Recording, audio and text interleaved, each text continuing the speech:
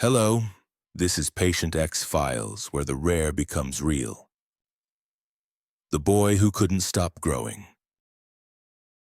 I never told anyone this story before, but sometimes the truth is too heavy to carry alone. There's a moment when you realize your body has become your enemy, when the very thing that's supposed to protect you, shelter you, house your soul, turns into a prison you can never escape. For most people, that moment never comes. But for some, it arrives early and it changes everything. His name was Marcus, 17 years old, 6 feet 8 inches tall, and still growing. Every morning, Marcus would wake up and measure himself against the doorframe of his bedroom. A ritual that started innocent enough when he was 12, proud of every inch he gained. His mother would mark his height with a pencil, smiling as she watched her boy reach toward the sky. Back then, being tall was a gift. Basketball coaches noticed him. Girls looked up at him with admiration. His father beamed with pride. But gifts can become curses when they don't know when to stop. By 15, Marcus was 7 feet tall. The doorframe marks had moved beyond normal reach. His mother stopped smiling when she measured him. The basketball coaches started whispering among themselves, concern creeping into their voices. The girls who once looked up at him now stared in a different way. Not admiration, but something closer to fear. Marcus felt it too. The change wasn't just in how others saw him. It was in his bones, in the constant aching that kept him awake at night. In the way his clothes never fit for more than a month. In how he had to duck through doorways that seemed to shrink around him. In the splitting headaches that came without warning and left him dizzy, disoriented. His hands grew so fast that his fingernails couldn't keep up. His feet outgrew shoes before he could break them in. His spine curved under the weight of rapid growth, creating a perpetual hunch that made him look like he was carrying the world on his shoulders. And maybe he was. The doctors called it gigantism. Such a simple word for something so complex, so devastating. They explained it with clinical detachment, a tumor on his pituitary gland, no bigger than a grape, flooding his system with growth hormone. An unstoppable biological engine running at full throttle with no off switch. But Marcus didn't hear medical terminology. He heard a death sentence written in scientific language. Because here's what they don't tell you about growing too fast, too much. It's not just about height. It's about your heart struggling to pump blood through a body that's too big for it. It's about your joints crying out under pressure they were never designed to handle. It's about watching your life expectancy shrink as your body expands. Marcus started keeping a journal. Not because anyone told him to, but because he needed somewhere to put the thoughts that were too dark, too frightening to speak aloud. The pages became his confession booth, his safe space, his witness to a life spiraling beyond control. Day 847, he wrote. Grew another half-inch this month. Mom cried when she saw the measurement. She thought I didn't notice, but I did. She cries a lot now. Dad pretends everything is normal, but he won't look me in the eyes anymore. I think I scare him. The world became smaller as Marcus became larger. Airplane seats were impossible. Restaurant booths were a joke. Cars required special modifications that his family couldn't afford. Simple pleasures, going to the movies, shopping for clothes, sitting in a classroom designed for normal-sized humans became exercises in humiliation and pain. But the worst part wasn't the physical discomfort. It was the isolation. Friends stopped inviting him places, not out of cruelty, but out of practical impossibility. How do you include someone who can't fit through most doors, who requires special accommodations everywhere, whose very presence changes the dynamics of any space. Marcus understood, but understanding didn't make it hurt less. He started spending more time online, in forums for people with rare conditions. He found others like him, not many, but enough to realize he wasn't completely alone. There was Sarah, a girl from Oregon whose acromegaly made her hands grow so large she couldn't hold a pencil properly.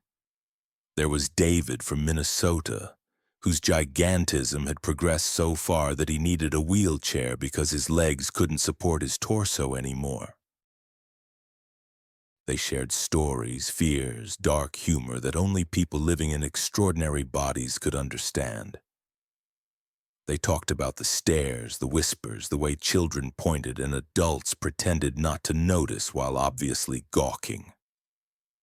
They shared photos of themselves next to normal-sized objects, refrigerators that came up to their waists, cars they had to crawl into, beds their feet hung off by feet instead of inches.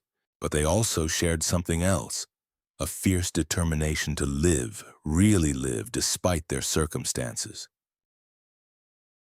Marcus learned about treatment options. Surgery to remove the pituitary tumor was possible but risky. The tumor was wrapped around crucial blood vessels and nerves. One wrong move could leave him blind, paralyzed, or dead. Even if successful, the surgery might not stop the growth if it had already been going on too long. The damage might be permanent. Medication could slow the hormone production, but it came with side effects: nausea, fatigue, depression, liver damage. And it was expensive, crushingly, life-alteringly expensive. His family's insurance company fought every claim. They questioned every treatment, demanded second opinions, required mountains of paperwork for procedures that were clearly necessary. Marcus watched his parents age years in months as they battled not just his condition but the system designed to help people like him. A day 1203, he wrote. Had another appointment today. Doctor says I'm now 7 feet 10 inches.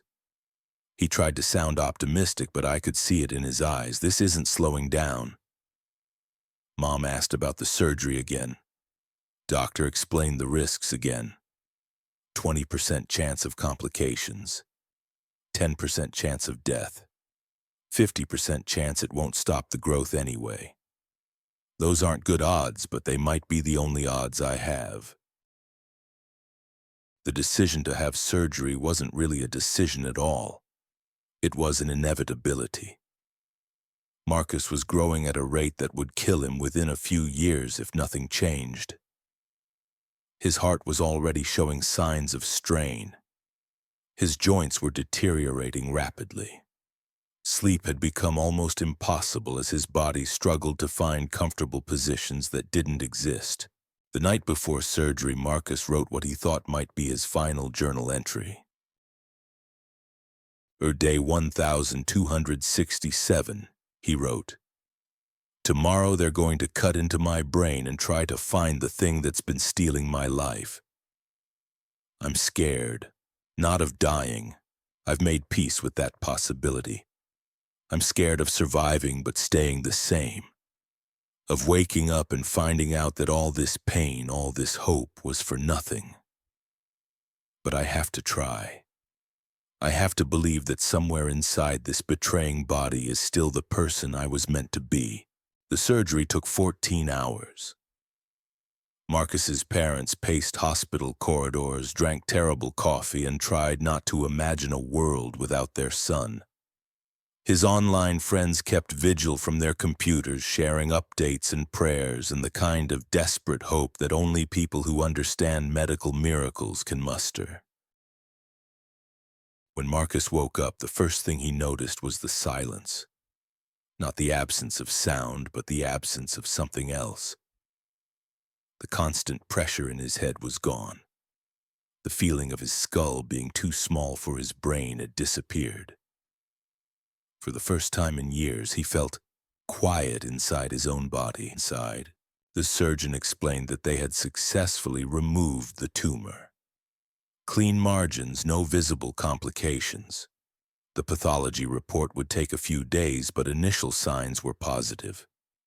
The growth hormone levels in his blood would need time to normalize, but early indicators suggested the source had been eliminated. Recovery was slow, painful, uncertain. Marcus's body had to learn how to exist without the constant flood of growth hormone. His bones ached in new ways as they adjusted to their new reality. His muscles, stretched beyond normal limits, had to adapt to stability instead of constant change. But something remarkable happened during those weeks of recovery. Marcus stopped measuring himself against the doorframe. Not because he had given up hope, but because he had found something better than hope. He had found acceptance of the present moment, whatever that moment contained.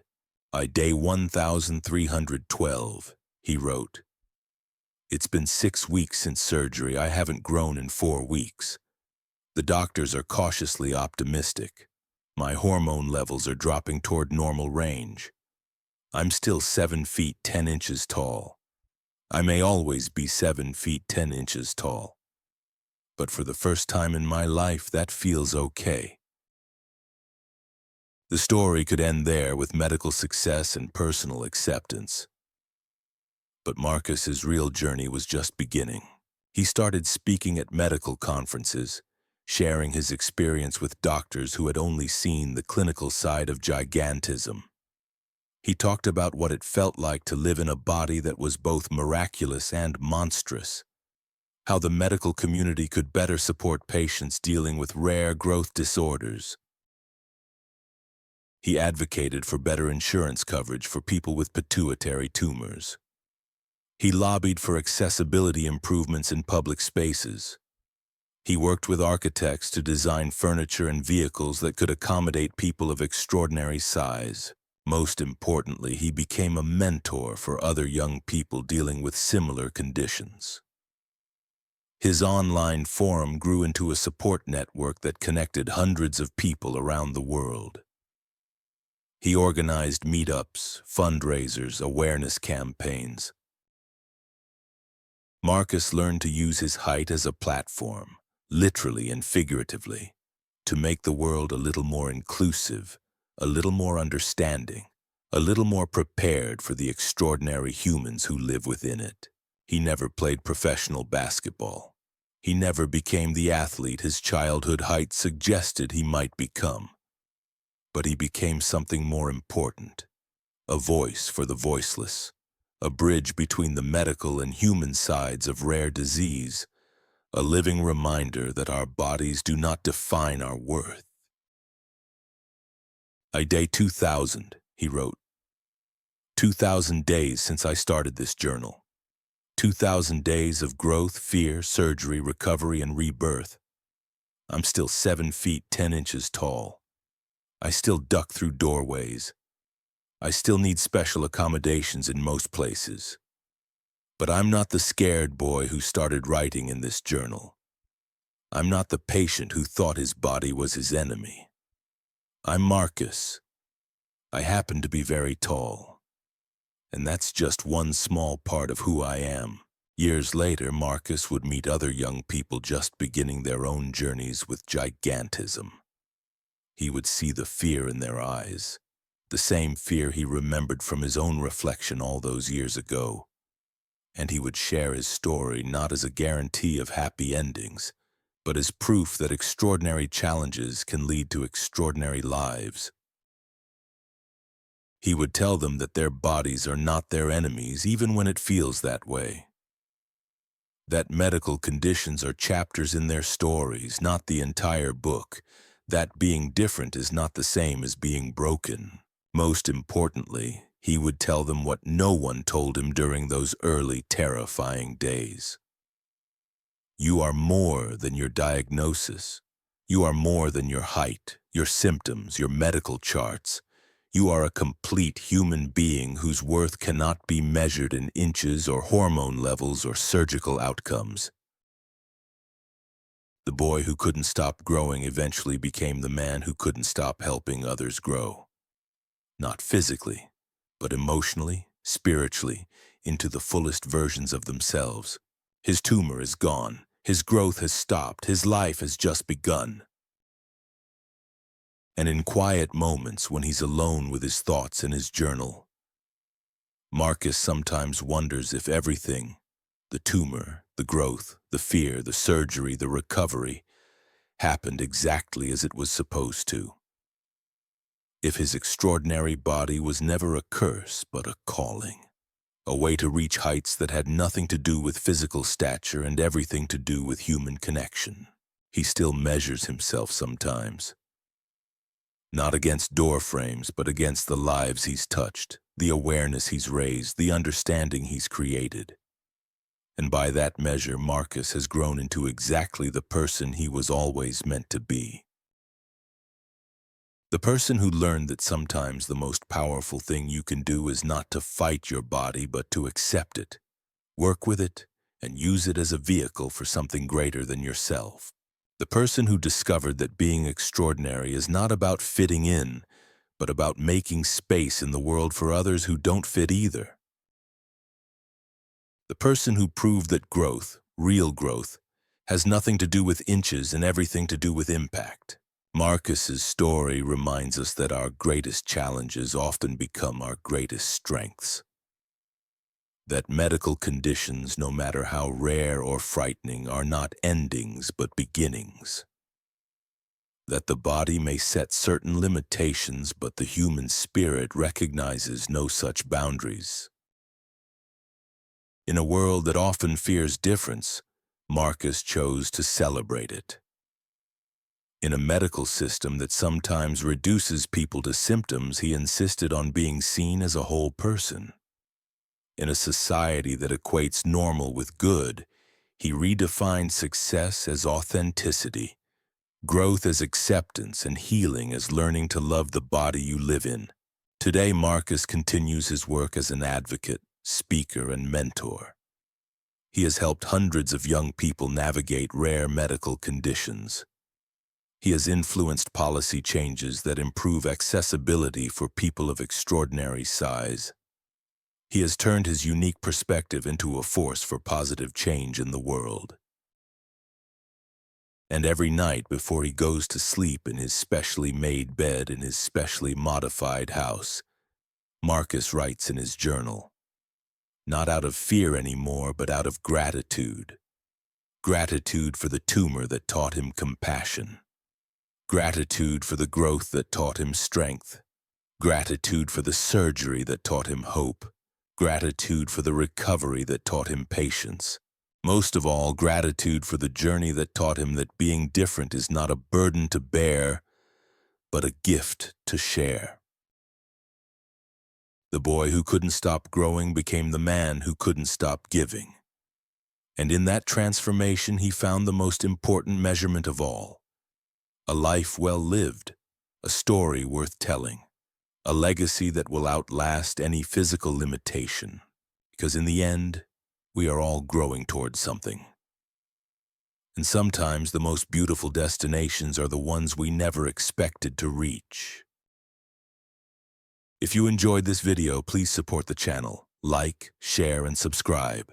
Please write a comment what you think about this video.